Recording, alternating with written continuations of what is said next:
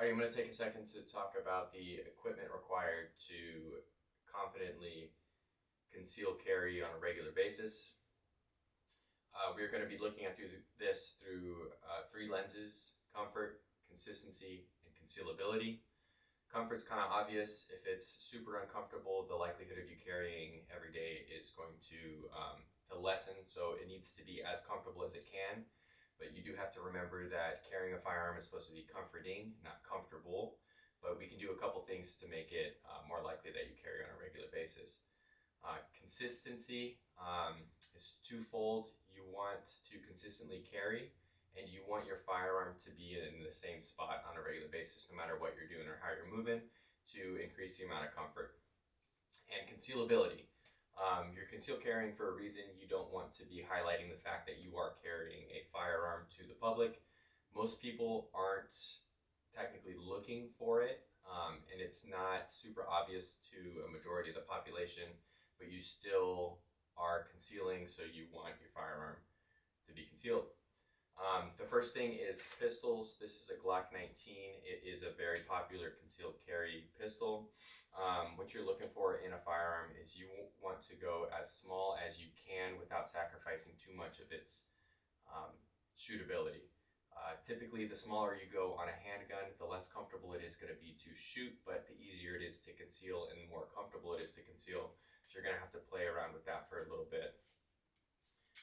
On concealed carry pistols or home defense guns, I definitely recommend having a white light attached to it, so that if you do need to throw a little bit of light, you don't have to break your pistol grip in order to see what you're looking at. A majority of violent encounters do happen after dark. So pistols out of the way, we're going to look at holsters.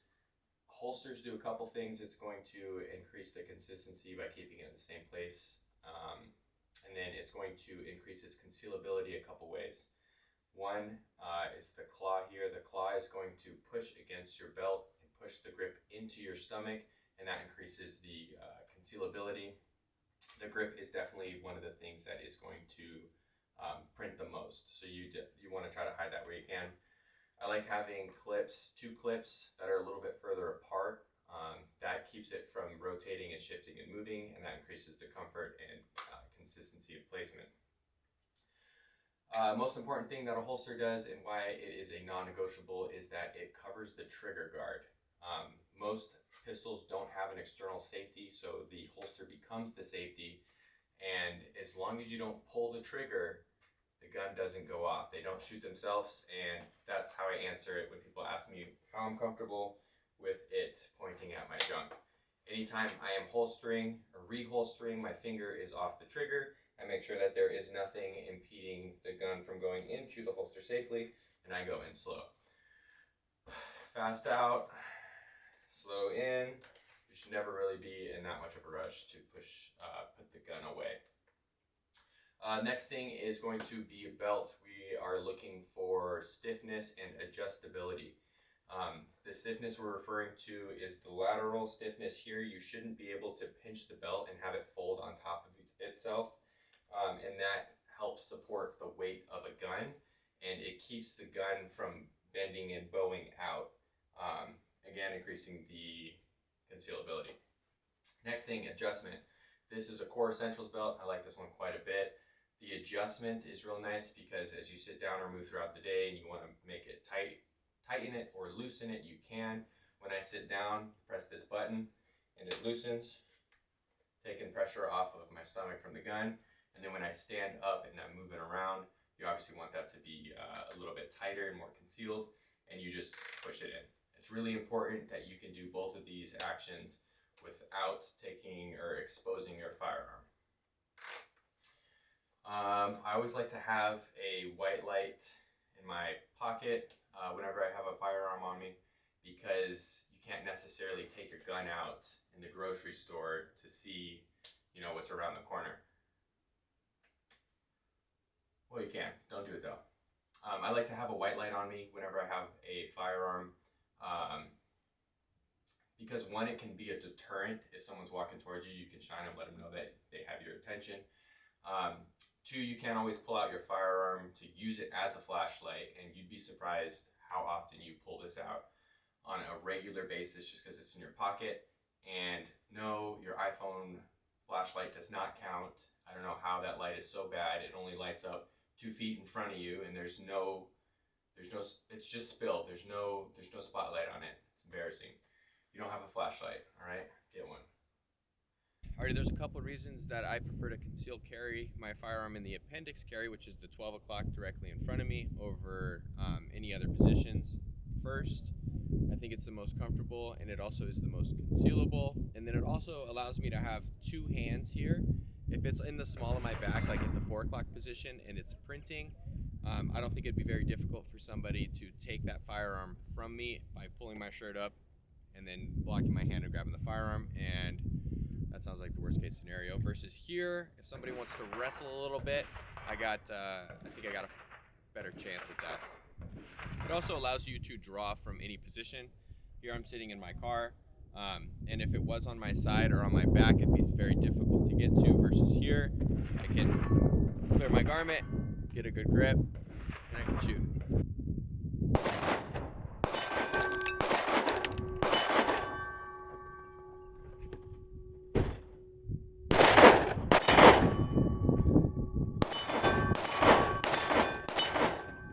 Briefly go over how to draw your pistol from the appendix carry.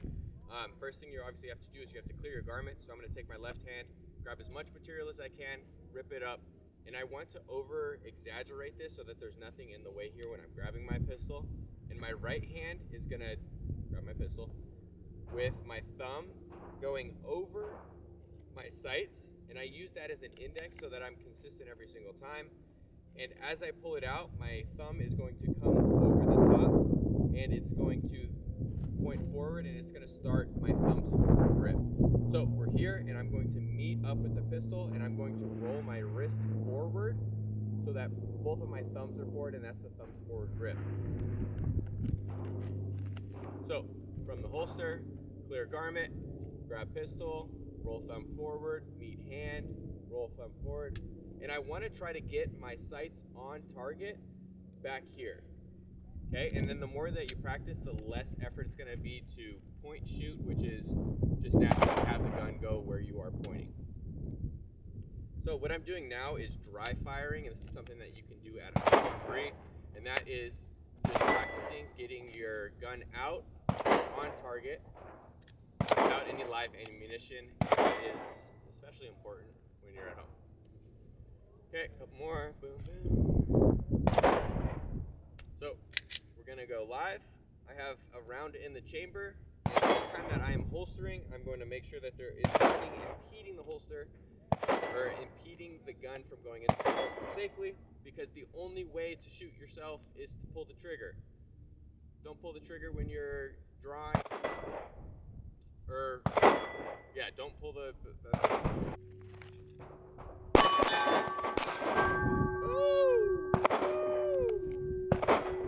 Alrighty, another thing that you're obviously going to need is you're going to need to be confident and competent with your firearm.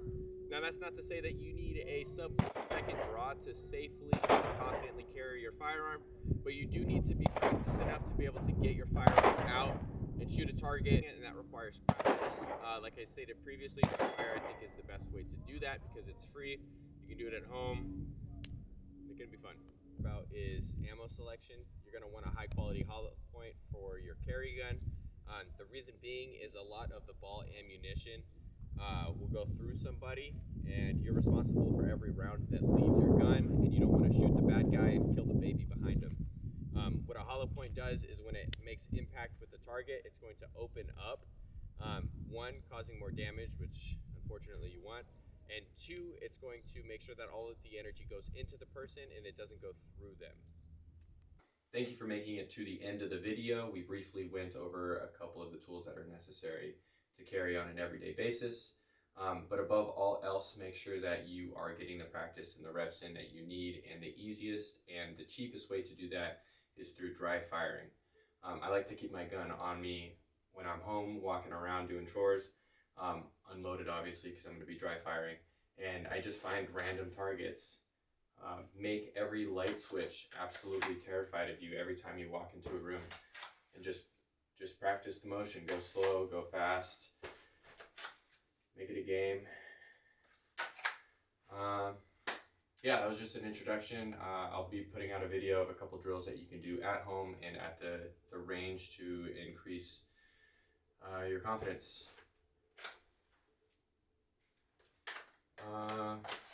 Questions, comments, concern, shoot me a little email, AOL, carrier pigeon, I don't care.